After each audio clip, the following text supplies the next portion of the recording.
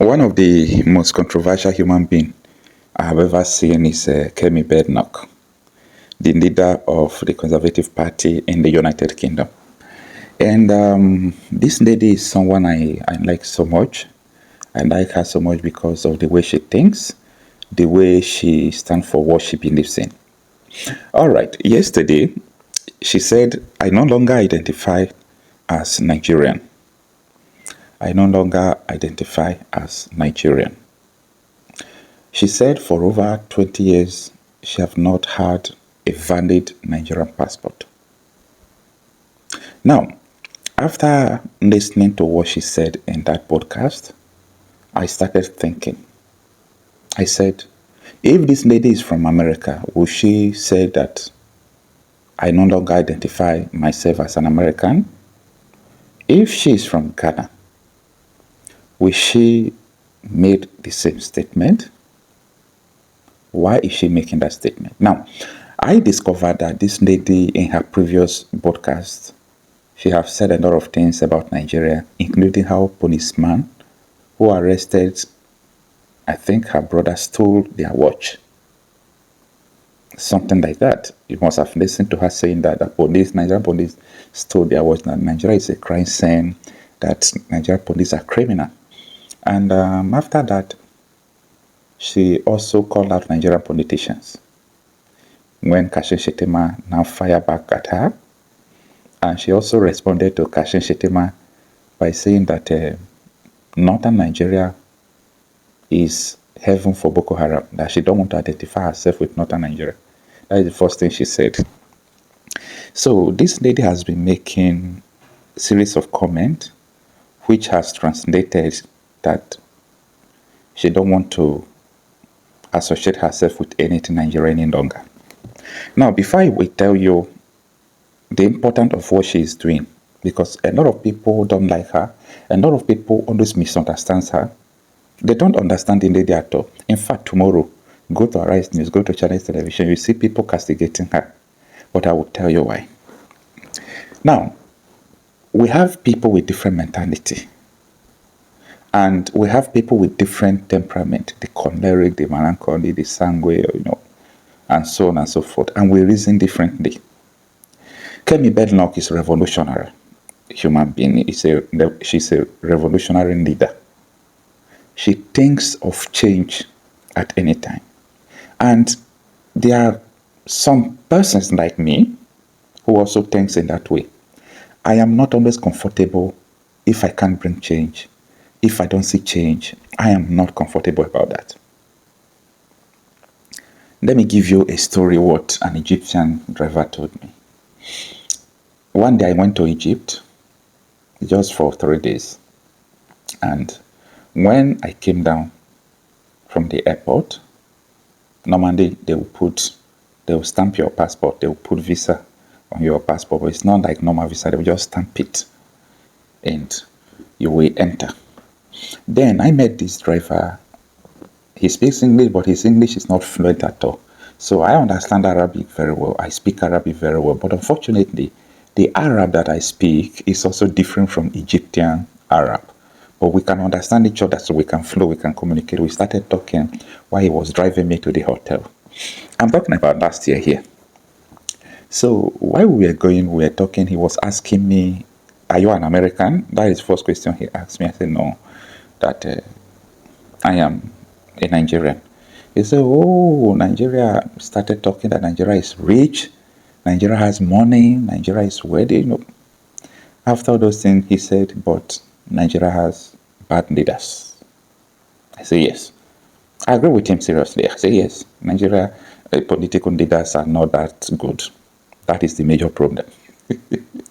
So we were still talking, and I was telling him that we are even going to Nigeria to do protests, because that was July last year.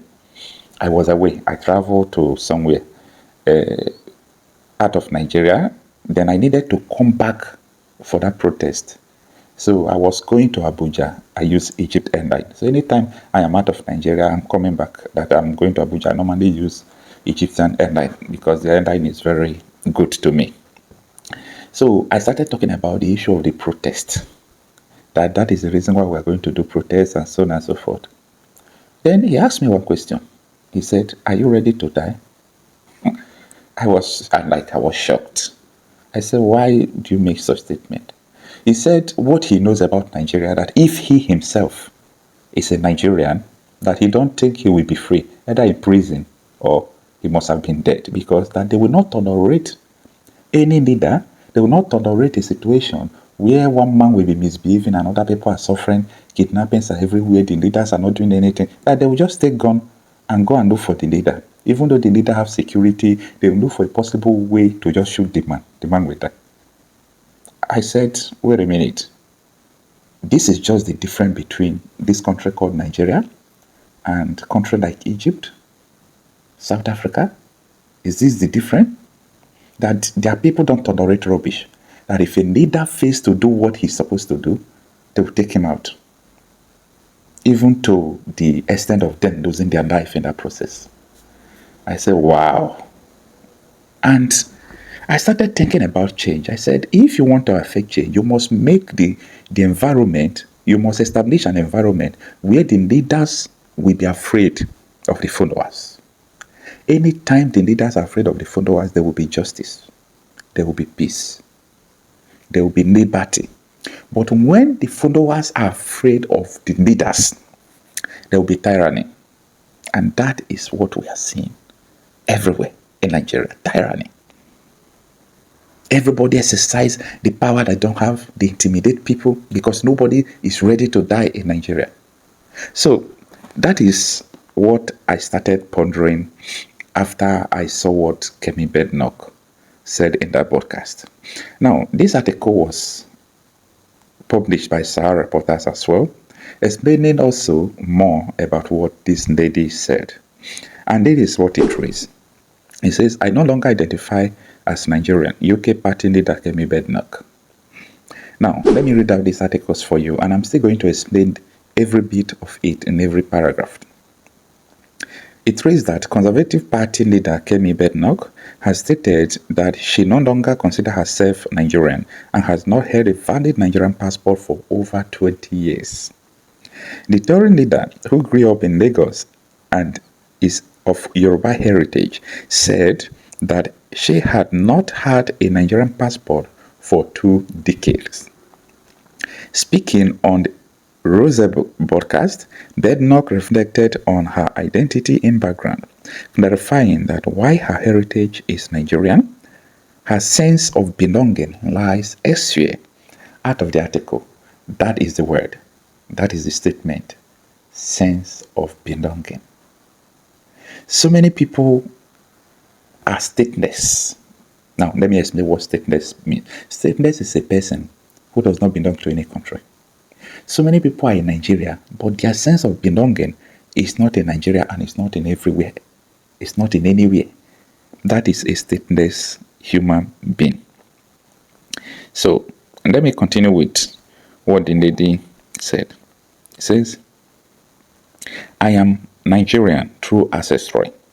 By birth, despite not being born there because of my parents, but by identity, I'm not really," she said. "I know the country very well. I have a lot of family there. I am very interested in what happens there, but home is where my now family is."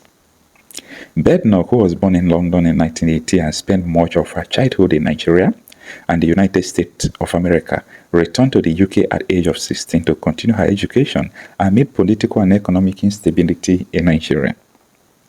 She moved in with a friend of her mother's to study for her A-levels. Reflecting on her return to Britain, she said her parents saw the move as necessary. "There is no future for you in this country." She recalled them saying, "I think the reason that I came back here was actually a very sad one." She had no future in Nigeria before she left. Everywhere was dark.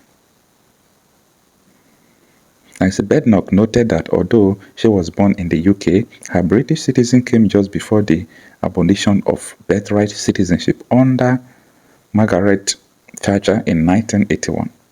So this article continues, but what I'm trying to emphasize from this is that people should not misunderstand this lady. She was in Nigeria with her parents, but everything was rough. Police were stealing their watch. They were being maltreated. Everything was against them. They were literally begging. No choice.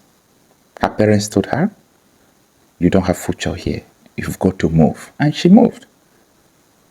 So with someone that Nigeria has happened to, if that person is talking, try to understand them.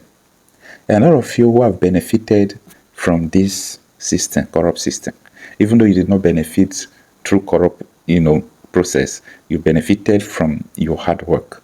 But don't just think that it is because you are too smart or you are too hardworking that made you to make it. No, that is not true. That is not true at all. What makes people in Nigeria is different from what makes people abroad. So many people are hardworking, they're creative. Things are no opportunity. Others are still having the opportunity. I know that is the way life is. But Nigeria is not a real place. But I am not saying this because I want everybody to just run away from it. We must stick together, either you are home or in abroad, knowing that you have a fight to fight. You have something, a cause to fight for. You have a fight to finish. And that fight is a fight to have a place you can call your home. A home that you won't be afraid that kidnappers will kidnap you. A home that you won't be afraid that terrible things would happen to you. That is the future. And that is our dream. Until we see again on my next video, I am Okochapi Marcel.